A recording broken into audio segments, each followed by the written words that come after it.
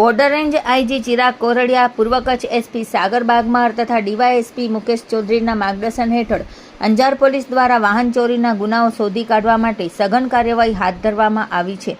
આ દરમિયાન અંજાર પોલીસ સ્ટેશનના પીઆઈ એચ.એ. જાડેજાને મળેલી બાતમીના આધારે અંજારના ગંગાનાકા વિસ્તારમાં પેટ્રોલિંગ દરમિયાન એક શંકાસ્પદ યુવકને રોકી પૂછપરછ કરવામાં આવી હતી। પૂછપરછ દરમિયાન તેની પાસે રહેલ બાઇક અંગે સંતોષકારક પુરાવા રજૂ ન કરી શકતા વધુ તપાસ હાથ ધરવામાં આવી હતી।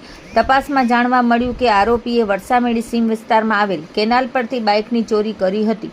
પોલીસે આરોપી સોહિલ આમદ કુંભારની ધરપકડ કરી તેની પાસેથી ચોરી કરેલ 50,000ની કિંમતનું બાઇક કબજે લીધું હતું। આ કામગીરીમાં પીઆઈ એચ.એ. જાડેજા, પીએસઆઈ એસ.જી. વાડા, જે.એસ. ચુડાસમા તથા અંજાર પોલીસ સ્ટેશનના સ્ટાફે મહત્વપૂર્ણ ભૂમિકા ભજવી હતી।